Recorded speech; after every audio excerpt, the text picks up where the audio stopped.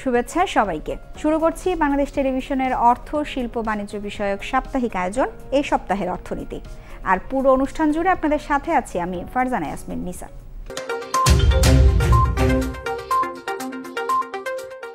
মূল অনুষ্ঠানে যাওয়ার আগে দর্শক দেখে নেই কি থাকছে আমাদের এই পর্বে। দৃশ্যমান হচ্ছে হযরত শাহজালাল আন্তর্জাতিক বিমানবন্দরের 3rd টার্মিনাল। নির্ধারিত সময়ের আগেই কাজ শেষ হওয়ার আশাবাদ। বিশ্ববাজারে বেড়েছে দেশের বাইসাইকেল রপ্তানি। চলতি অর্থ বছরের প্রথম 5 মাসে প্রবৃদ্ধি 36.24%। বৈশ্বিক অস্ত্র ব্যবসায় শীর্ষে যুক্তরাষ্ট্র, এগোচ্ছে চীনারাও। অস্ত্র বিক্রি বেড়েছে 8.5%। এবং থাকছে পুঁজিবাজারের বিশ্লেষণ সহ অর্থনীতির নানা খোঁজখবর।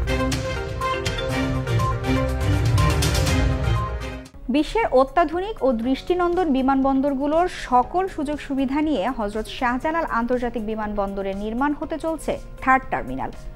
উচ্চ অর্থনৈতিক প্রবৃদ্ধির পাশাপাশি বাংলাদেশ যে আর্থসামাজিকভাবে দ্রুত এগিয়ে যাচ্ছে তার একটা ইতিবাচক বার্তা দেবে এই টার্মিনাল। প্রকল্প সংশ্লিষ্টরা আশা করছেন নির্ধারিত সময়ের আগেই এই টার্মিনাল নির্মাণের কাজ শেষ হবে। করোনা ভাইরাস মহামারীর মধ্যেই দৃশ্যমান হচ্ছে হযরত শাহজালাল আন্তর্জাতিক বিমানবন্দরের 3rd টার্মিনাল নির্মাণের কাজ। এরই মধ্যে 21,000 কোটি টাকার এই মেগা প্রকল্পের 8% কাজ শেষ হয়েছে। পাইলিং প্রযুক্তির পরিবর্তনে সাশ্রয় হওয়া 700 কোটি টাকায় ভিভিআইপি টার্মিনাল নির্মাণের পরিকল্পনা করছেন প্রকল্প সংশ্লিষ্টরা। এর মধ্যে পাইলিং কাজের 47 ভাগ ও মূল প্রকল্পের 8 ভাগ শেষ হয়েছে। 2024 সালের মধ্যে কাজ শেষ করার কথা থাকলেও নির্ধারিত সময়ের আগেই প্রকল্প শেষ হওয়ার আশা করছে কর্তৃপক্ষ। লকডাউন সিচুয়েশনেও তাদেরকে আমরা অনুরোধ করি কাজটাকে চলমান রাখার জন্য। এই করোনা পরিস্থিতি কাজটা আমরা যেভাবে করেছি কাজটা সুন্দরভাবে করাতে আজকে 3 মাস অ্যাডভান্স হয়ে আছে, যেখানে আমাদের এই কাজটা টার্গেট করা আছে। যদিও ঠিকা চুক্তিতে এটা আছে 2024 মার্চে, বাট আমরা 2023 সেপ্টেম্বরের ভিতরে কাজটা কমপ্লিট করবো ইনশাল্লাহ। প্রধানমন্ত্রী শেখ হাসিনা গত বছরের 28 ডিসেম্বর শাহজালালের 3য় টার্মিনাল প্রকল্পের নির্মাণ কাজের ভিত্তিপ্রস্তর স্থাপন করেন। 2,26,000 বর্গ মিটার জমির ওপর নির্মিত হবে এই 3rd টার্মিনাল। কারিগরি মূল্যায়ন, আর্থিক মূল্যায়ন শেষে প্রকল্পের কাজ পেয়েছে মিৎসুবিশি, ফুজিতা ও স্যামসাং কোম্পানির সমন্বয়ে গঠিত এভিয়েশন ঢাকা কনসোর্টিয়াম।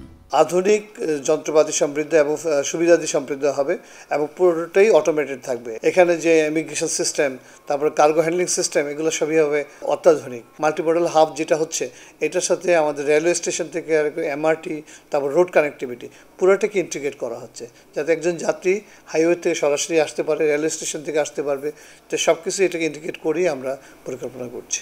এই প্রকল্প ব্যয় ছিল 13,610 কোটি 46,85,000 টাকা। প্রথম সংশোধনীর পর প্রকল্পের ব্যয় নির্ধারিত হয়েছে 21,399 কোটি 6,33,000 টাকা।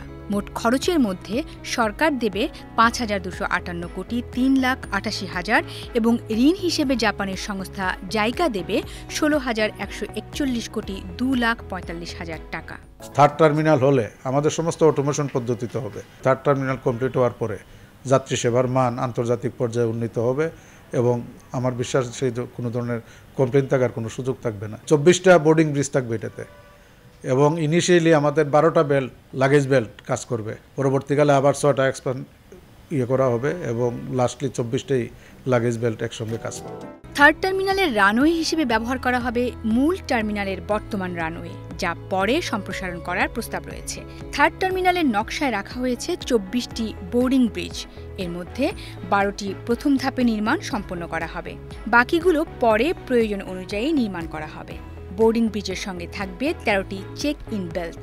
পর্যাপ্ত সংখ্যক এক্সিলেটর, সাবস্টেশন ও লিফট সংযুক্ত রাখা হবে।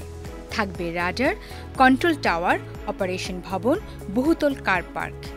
3 তলা বিশিষ্ট এই টার্মিনাল ভবনটির স্থাপত্য রীতিতে আনা হয়েছে অনন্য নান্দনিকতা। টার্মিনাল ভবনের বহির্বিভাগে থাকবে চোখ ধাঁধানো নকশা।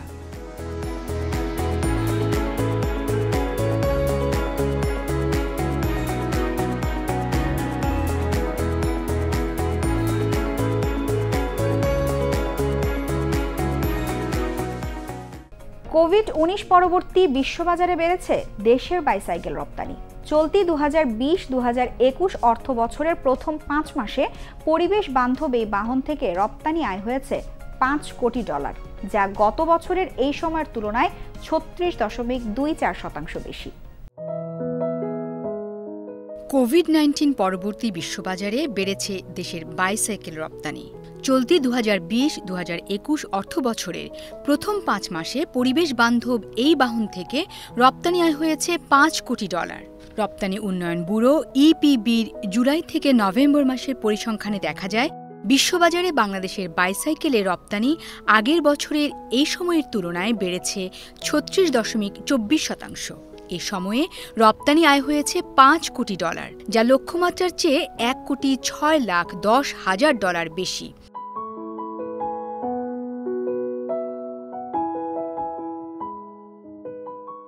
চলতি অর্থবছরে বাইসাইকেল রপ্তানি লক্ষ্যমাত্রার চেয়ে 26.94% বেশি হয়েছে।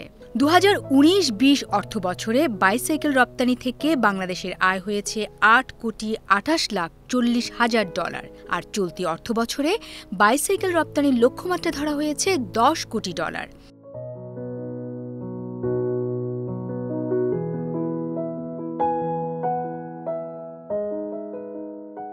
রপ্তানিকারকেরা বলছেন, বর্তমান রপ্তানি প্রবাহ অব্যাহত থাকলে চলতি অর্থ বছরে বাইসাইকেল রপ্তানি লক্ষ্যমাত্রার চেয়ে 1.5 গুণ বেশি হবে।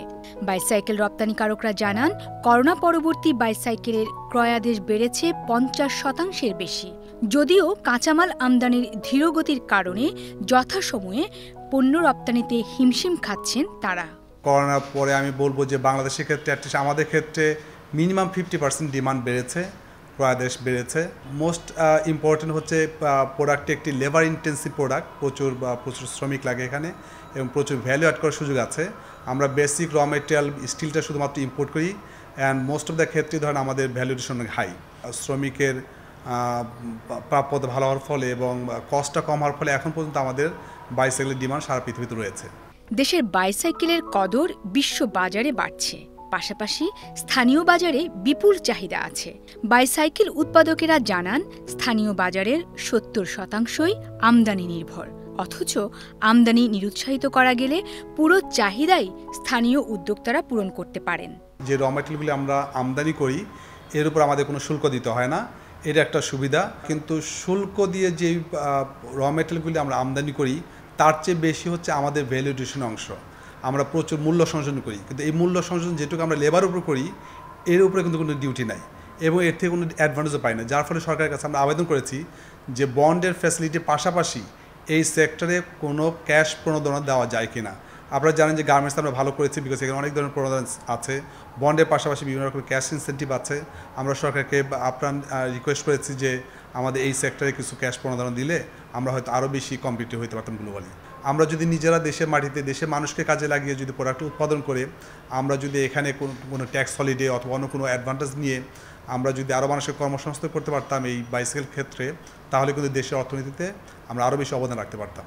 সাশ্রয়ী হওয়ার ফলে দেশের বাইসাইকেলের চাহিদা বাড়ছে যুক্তরাজ্য, যুক্তরাষ্ট্র এবং ইউরোপের দেশগুলোতে। এছাড়া বাইসাইকেলের স্থানীয় 1200 কোটি টাকার বাজারেও স্থানীয় প্রতিষ্ঠানগুলোর 30% বেশি অবদান আছে।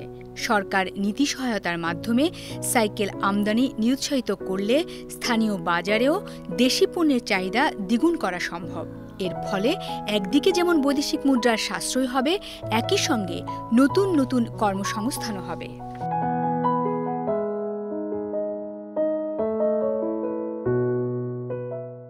দর্শক, এবার এক নজরে দেখে আসি দেশ বিদেশের পুঁজি বাজার সমূহের সর্বশেষ আপডেট।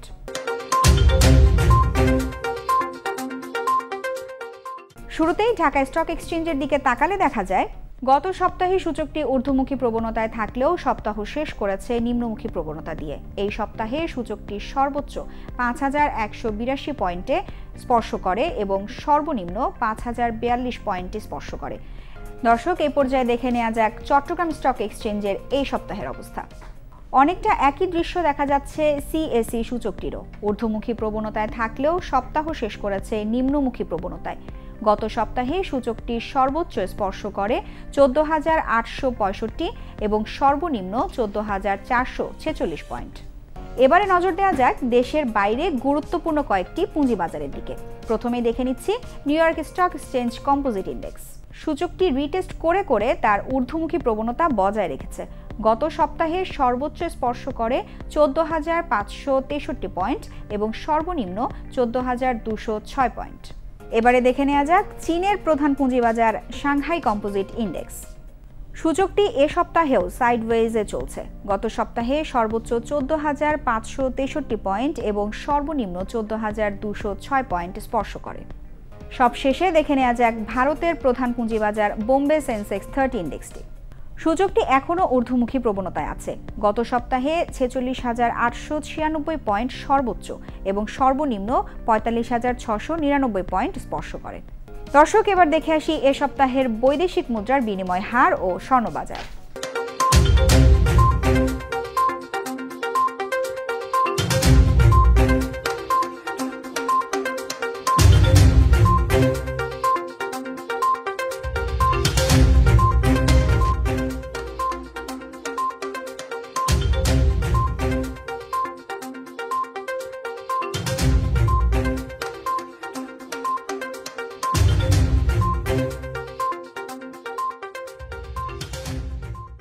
করোনার কারণে ক্ষতিগ্রস্ত কুটির, ক্ষুদ্র ও মাঝারি শিল্প উদ্যোক্তাদের সক্ষমতা অক্ষুণ্ণ এবং কর্মসংস্থান বাড়াতে এই খাতে সর্বোচ্চ 6% সুদে ঋণ দেবে সরকার।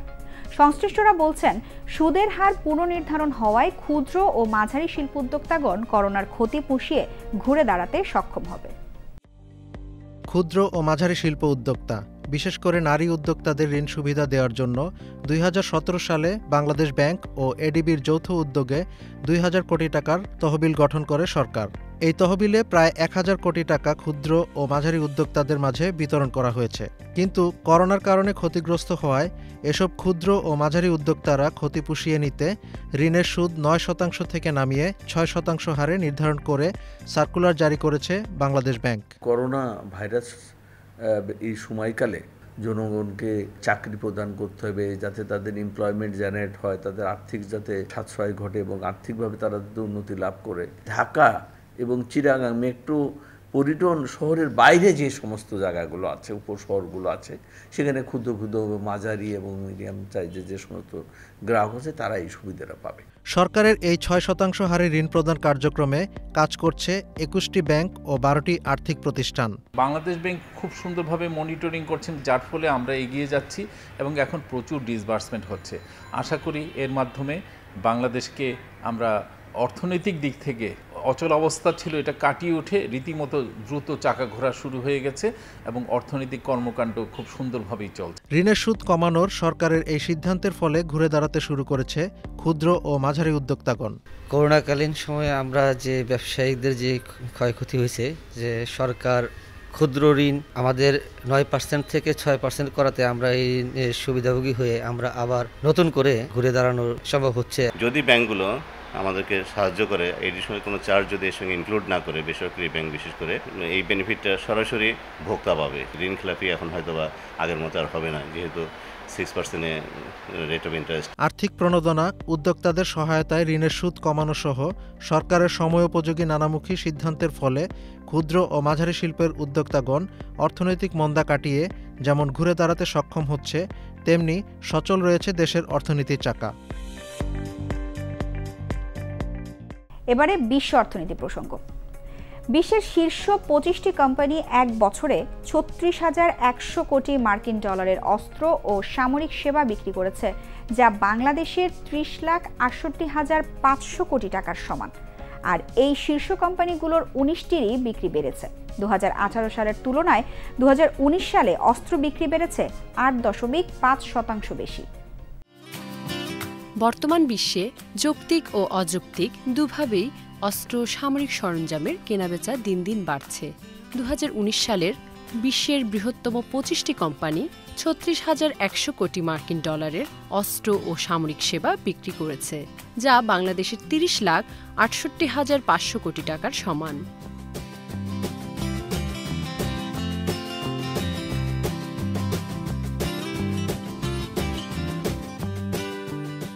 2019 সালের অস্ত্র বিক্রি 2018 সালের চেয়ে 8.5% বেশি, আর 25টি শীর্ষ কোম্পানির মধ্যে 19টির বিক্রি বেড়েছে।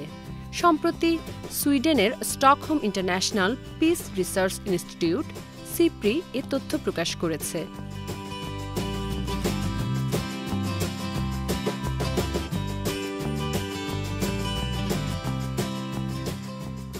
বৈশ্বিক অস্ত্রের বাজারে যুক্তরাষ্ট্রের কোম্পানিগুলোর একছত্র আধিপত্য চলছে।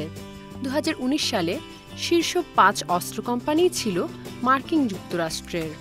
এই 5 কোম্পানি গত বছর অস্ত্র ও সামরিক সরঞ্জাম বিক্রি করেছে 166 বিলিয়ন বা $16,600 কোটি।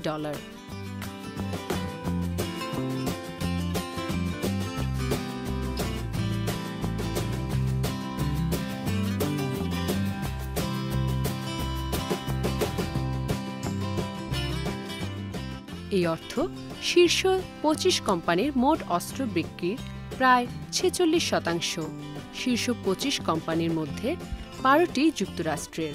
শীর্ষ 25-এর মোট অস্ত্র বিক্রির 61% হল যুক্তরাষ্ট্রের এই 12 কোম্পানির।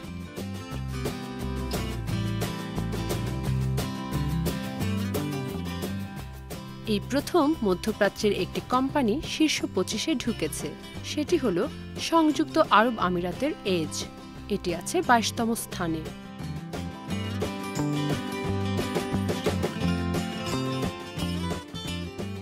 পঁচিশটি ছোট ছোট কোম্পানির একীভূত হওয়ার সুবাদে গত বছরই যাত্রা শুরু হয় এজের। সিপ্রির এ তালিকায় চীনা কোম্পানি 4টি, তাদের বিক্রি বেড়েছে 4.8%। এর মধ্যে 3টি রয়েছে টপ 10-এ।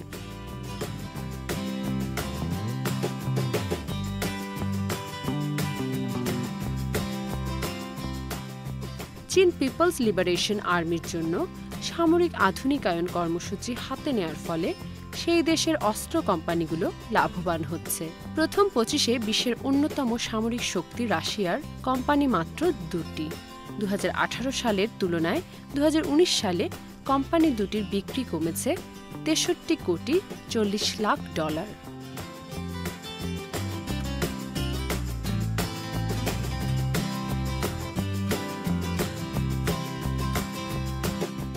দর্শক, এবারে এক নজরে দেখে আসি অর্থনীতির আরও কিছু খোঁজ খবর।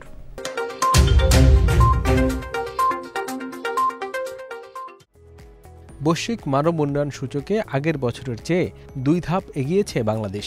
জাতিসংঘ উন্নয়ন কর্মসূচি ইউএনডিপির মানব উন্নয়ন প্রতিবেদন 2020 অনুযায়ী 189 দেশের মধ্যে বাংলাদেশের অবস্থান 133তম, যা গত বছর ছিল 135তম। প্রতিবেদন অনুযায়ী এই তালিকায় শীর্ষস্থানে আছে নরওয়ে, এরপরই রয়েছে আয়ারল্যান্ড, সুইজারল্যান্ড, হংকং ও আইসল্যান্ড। মানব উন্নয়ন সূচকে এবার দক্ষিণ এশিয়ার দেশগুলোর মধ্যে বাংলাদেশের আগে রয়েছে 2টি দেশ, ভুটান ও ভারত। এই অঞ্চলে সবচেয়ে এগিয়ে থাকা ভুটানের অবস্থান 129 নম্বরে, ভারত রয়েছে 131 নম্বরে। এছাড়া নেপাল 142 ও পাকিস্তান 154 নম্বরে রয়েছে।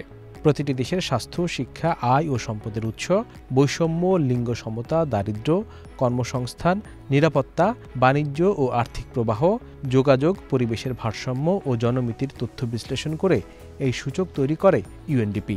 এসব মানদণ্ড মিলিয়ে এবার বাংলাদেশের মানব উন্নয়ন স্কোর দাঁড়িয়েছে 0.632, যা গতবার ছিল 0.614। 1990 সাল থেকে সারা বিশ্বে এই প্রতিবেদন প্রকাশ করে আসছে ইউএনডিপি।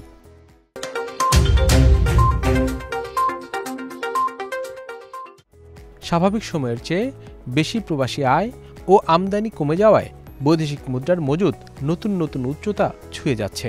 সম্প্রতি প্রথমবারের মতো দেশে বৈদেশিক মুদ্রার মজুদ $4,200 কোটি অতিক্রম করেছে। বাংলাদেশ ব্যাংকের এই রিজার্ভ দিয়ে কমপক্ষে 10 মাসের বেশি আমদানি ব্যয় পরিশোধ করা সম্ভব। বাংলাদেশ ব্যাংক বলছে, প্রবাসী আয়ের কারণে রিজার্ভ বাড়ছে। করোনার মধ্যে রিজার্ভ বাড়ার খবর অর্থনীতির জন্য সুস্থির। এতে দেশের বৈদেশিক মুদ্রার বাজারও স্থিতিশীল আছে। বাংলাদেশ ব্যাংকের বৈদেশিক মুদ্রা আয়ের উৎসের মধ্যে আছে রপ্তানি ও প্রবাসী আয়, বৈদেশিক বিনিয়োগ, বৈদেশিক ঋণ ও অনুদান ইত্যাদি। আর ব্যয়ের বড় জায়গা হচ্ছে আমদানি ব্যয়, নানা ধরনের ঋণ ও দায় পরিশোধ।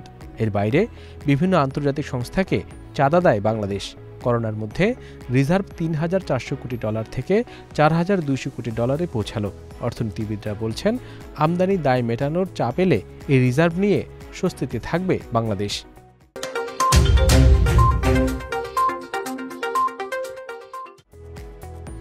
আগামী বছর বাংলাদেশ থেকে 12,000 কর্মী নেবে জর্ডান। জর্ডানের সর্ববৃহৎ তৈরি পোশাক কারখানা ক্লাসিক ফ্যাশনের চেয়ারম্যান ও ম্যানেজিং ডিরেক্টর সানাল কুমার সম্প্রতি প্রবাসী কল্যাণ ও বৈদেশিক কর্মসংস্থান মন্ত্রী ইমরান আহমেদের সঙ্গে সৌজন্য সাক্ষাতে এ কথা জানান। বৈঠকে সানাল কুমার বলেন, তার প্রতিষ্ঠানের 26,000 কর্মীর মধ্যে 16,000 কর্মী বাংলাদেশের। এ প্রতিষ্ঠানে বাংলাদেশ থেকে আগামী বছর আরও 12,000 কর্মী নিয়োগ হবে। ভবিষ্যতে আরও বেশি কর্মী নেওয়া হবে উল্লেখ করে তিনি জানান, বাংলাদেশের কর্মীদের মেধা, শ্রম ও কর্তব্যনিষ্ঠা জর্ডানে অধিক সংখ্যক কর্মী নিয়োগের মূল কারণ। জর্ডানে কর্মীদের নিয়োগ প্রক্রিয়া রাষ্ট্রীয় মালিকানাধীন জনশক্তি রফতানিকারক company Bangladesh Overseas Employment and Services লিমিটেডের মাধ্যমে সম্পন্ন হবে। জর্ডানে বাংলাদেশ দূতাবাসের তথ্য বলছে, সেখানে প্রায় 70,000 বাংলাদেশি শ্রমিক রয়েছেন, যাদের মধ্যে 45,000ই পোশাক কারখানায় কাজ করেন।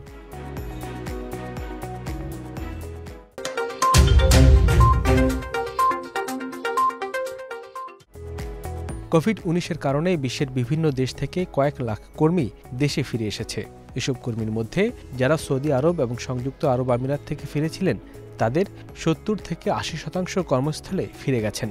আন্তর্জাতিক অভিবাসী দিবস উপলক্ষে এক সংবাদ সম্মেলনে প্রবাসী কল্যাণ ও বৈদেশিক কর্মসংস্থান মন্ত্রী ইমরান আহমদ এই তথ্য জানান। তিনি বলেন, করোনার শুরুতে মার্চ মাসে বলা হয়েছিল বিদেশ থেকে অন্তত 10 লাখ মানুষ ফেরত আসবে, কিন্তু ফেরত এসেছে 3,76,000। সৌদি ও আরব আমিরাত থেকে ফেরত আসা কর্মীদের শতকরা 70 থেকে 80% এরই মধ্যে কাজে ফেরত গেছেন। দর্শক, কেমন লাগলো আমাদের আজকের আয়োজন? আশা করি ভালো লেগেছে। আমাদের অনুষ্ঠান সম্পর্কে কোনো মতামত থাকলে জানাতে নিশ্চয়ই ভুলবেন না। আমাদের সঙ্গে যোগাযোগের ঠিকানা, প্রযোজক এই সপ্তাহের অর্থনীতি, কক্ষ নং 3006, বাংলাদেশ টেলিভিশন, টেলিভিশন ভবন, রামপুরা, ঢাকা। ইমেল করতে পারেন এই সপ্তাহের অর্থনীতি @gmail.com এই ঠিকানায়। এছাড়া ভিজিট করতে পারেন বিটিভির ফেসবুক পেজ বাংলাদেশ টেলিভিশন -বিটিভিতে। আজ এ পর্যন্তই। দেখা হবে আগামী পর্বে অর্থনীতির নানা আয়োজন নিয়ে। ততদিন সবাই সুস্থ ও নিরাপদে থাকুন, আর করোনা ভাইরাস থেকে বাঁচতে স্বাস্থ্যবিধি মেনে চলুন। খোদা হাফেজ।